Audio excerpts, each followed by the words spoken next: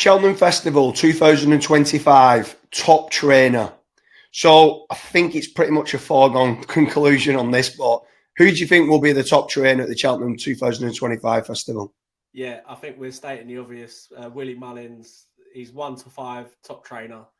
I think that's pretty much nailed on. And then it's who's going to finish second. It's between Henderson and Elliott. Now, it's a tricky one, really, because I would probably say Henderson will have more winners than Elliott. But Elliott could have quite a lot of places, and it can make a lot of difference, can't it, with the places? Well, obviously, if you think that Henderson's going to have more winners, then he gets second place because it's on more winners. But yeah, I'll say more. I mean, I think Henderson will have 2 or 3, and I think Elliott could have 2 or 3. So if they tie and it comes down to the places, Elliott might nick it on the places, especially in the handicaps. So really, what I'm saying is it's going to come down to whether Henderson manages to get one more winner than Elliott, really. Yeah, I mean, to be fair, mate, I think Gordon Elliott gets 5 winners. 5? So, yeah, I think he'll win it. Wow. Without having to have the places, but I think he'll get quite a few places as well. I think he's got. Yeah. I went through the field, and I think obviously there's quite a few of them on there that if they're like favourite, I'm saying that they're going to win it and stuff like that. They're not always going to win, but I just feel he'll pick up 1 or 2 of the handicaps as well. I just think he's got a lot of good. I don't think he'll be top trainer. I think Willie Mullins will be, but I think Gordon Elliott will come second. And I think it's going to be another kind of Irish, kind of dominated Pressbury Cup kind of Cheltenham Festival. If I'm being honest with you, I think they'll probably have maybe 20 winners out of the 28. So if I'm thinking they're going to have 20 winners, then I need Gavin Cromwell and Gordon Elliott to pop up with quite a few winners as well. And then you've got Henderson's got a couple of big guns, and he's got Constitution Hill in the Champion Hurdle. He's got John Bon in the Champion Chase. So if both of them go in, he's flying. I think Constitution Hill wins, but I'm not a massive fan of John Bon at Cheltenham. I agree with that. So I think he'll get 3 winners, but I just don't think 3 winners will be enough against Gordon Elliott's field of what he has. I think he'll have 4 or 5 winners and quite a few placed as well. Have you gone through like who you think the 4 or 5 winners will be? Obviously, no. Well, I mean, it's so like Tiapu, haven't you? I'm like Tiapu wins the Stayers Hurdle, so that's guaranteed 1. But then Constitution Hill wins pretty much guaranteed, in my opinion. So then the 1-1, but then after that, and then looking at all the others, and I'm thinking Gordon Elliott's got much better chances. Like, and because there's times he's triple firing in certain races, and I'm like, I'd sooner have 3 of those than 1 of like Henderson. So at that point, I'm like, I'll tell you what though, if you back that, you would not want Brighter Days Ahead to beat Constitution Hill. Why is that? Because obviously Elliott trains Brighter Days Ahead, doesn't he? No, I would want that. Obviously, I wouldn't, but because your other bets. Yeah. I want Constitution Hill obviously to win that, but even without that, I think Constitution Hill wins. I think Brighter Days Ahead gets second.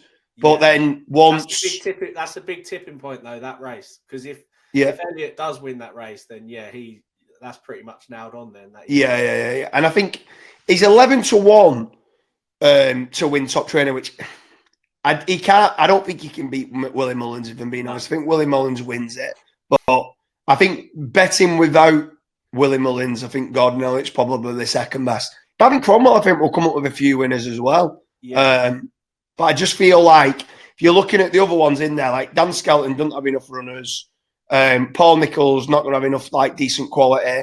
No. Then after that, you've got Emery de Bromhead, Gavin Cromwell, Gordon Elliott. How can Paul Nicholls be like 100 to 1 to be top trainer? He hasn't even got enough horses, has he? No, I don't think so. No, I think you work it out. Like it's impossible, surely. Yeah. I think Skelton. I think did they have 4 winners? I think last year maybe Skelton. Skelton did, but he had an unbelievable Cheltenham. If you get what I mean, last year. He very much overachieved. I thought last year. Completely agree. Yeah, like obviously he's got some good horses this year, but they're all going to have to win, aren't they? Like Low de Serd. I can't see that beating Marchborough in the Arkle. No. He's got a couple of good handicappers like Be Aware and something else, but I'll be amazed if they even equal last year. I think they're They'll probably do better at Aintree, I think, actually, this year. Yeah. I think Henderson will come leader of the UK bunch. But I just don't think he'll be enough. I think he might only have, like you said, 3 winners, and I think Gordon Elliott might have 5. So if that's the case, the without Mullins market, have you got the prices? Or? Yeah, I mean Henderson and Gordon Elliott are both 13-8. I don't really get that because he's 6-1, Nicky Henderson to be top trainer, and Gordon Elliott's 11-1. So you'd think that Henderson's going to be favourite without Mullins, but they're joint favourites. So this doesn't seem. I don't think it's a strong enough market yet. I think you might get like 9-4 without Mullins, and I think if you do, I'm going to. The minute it goes above 2-1, I'm going to snatch their hands off. But at 13-8, I'm still going to back it at 13-8, for being honest with you. So I think it is literally a 2-horse race without Mullins. I don't think Gavin Cromwell will have enough winners. I think he'll have a couple. I don't think he'll have enough winners to match those two. So with a 2-horse race at 13-8 apiece, then. For Gavin Cromwell to be in contention, he's going to have to win the Triumph with Hillo Neighbour. Yeah. And for me, that's between East India Dock and Lalamba. Yeah. So yeah, I would agree with that. I think it's definitely between Henderson and Elliott. Yeah, for sure. And I think 13-8 could actually, even though I wanted more, when I seen the odds and I wanted, because I can't touch 11, I can't even touch 20-1 for any trainer without Mullins, if I'm being honest. I think Mullins wins it hands down. Even if he has a bad Cheltenham, I think he still wins it. Yeah. So for that reason, I think Mullins wins top trainer at the Cheltenham Festival, and then I think personally Gordon Elliott without Mullins is good value to get second place, basically. Yeah, so I would probably agree with that because especially the fact I'm against John Bon. Yeah, I think for Henderson to come second, John Bon will have to win. Obviously, along with Constitution Hill.